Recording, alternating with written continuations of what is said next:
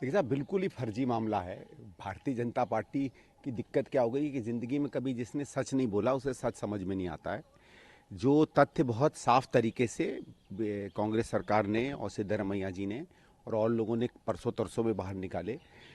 हर ज़मीन जो किसी वर्ग की होती है वो उस लॉ के अंडर नहीं आती है जहां आप दलितों की ज़मीन या किसी और की ज़मीन ले सकते हैं या नहीं ले सकते हैं। ये कुछ पुराने एक्ट्स के अंदर आती। आप किसी भी व्यक्ति से जो ज़मीन के मामलों का जानकार है उससे आप पूछ लीजिएगा।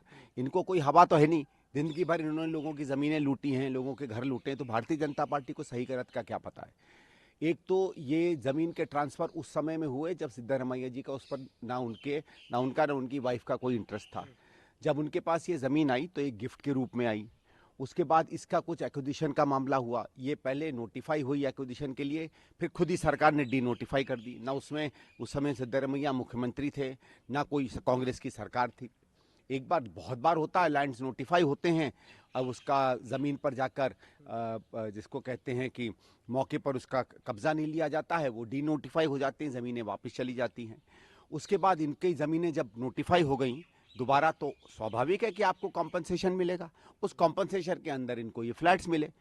या तो आप इस बात को सिद्ध करिए ना कि जितना इनको कानून के अंदर इनको जितना कॉम्पनसेशन मिलना चाहिए, या उस केस में जितना कॉम्पनसेशन किन कानूनों के अंदर मिलना चाहिए था, उसमें कुछ अन्यथा हुआ या गलत हुआ।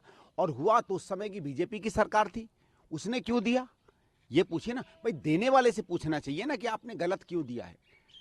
पहली चीज़ तो मेरी ये है, उस समय या तो लेने वाला सिद्धरमैया या उनके परिवार के लोग किसी पोजीशन में होते, सत्ता में होते। भाई आज आपके मेरे बीच में कोई बात हो रही है, अगर मैं आपका कोई फेवर करता हूँ, ना मैं सरकार में हूँ ना आप में हूँ, ठीक है, मैं आपको कोई लोभ देता हूँ, ना मैं सरकार में हूँ ना आप हो, ना मैं सरकार में आने वाला हूँ। कल को अगर मैं सत्ता में आ जाता हूँ, सांसद बन जाता हूँ, विधायक बन जाता हूँ, मंत्री बन जाता हूँ, और तब सरकार का कोई फेवर आपके साथ करता हूँ, तब बात गलत बनती है ना। भाई सीधी बात है, आज आप मुझे फ़ोन बेचें, मैं 100 रुपए का फ़ोन खरीदूँ कि 200 का खरीदूँ, मैं प्राइवेट व्यक्ति हूँ। लेकिन अगर मैं सरकार की तरफ से खरीद रहा हूँ तो फिर सरकार के पूछना चाहिए ना कि 100 रुपए का फ़ोन तुमने 300 में क्यों खरीदा।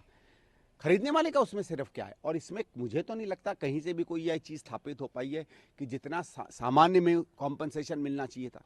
भाई अगर कोई व्यक्ति राजनीतिक है या राजनीति में है तो क्या उस पर कानून नहीं अप्लाई करते हैं ना। और अगर आपकी ज़मीन सरकार लेती है तो ज़मीन के कानूनों के बनस्पत आपको कॉम्पनसेशन मिलना चाहिए, तो वो मिला है, उसमें गलत क्या है।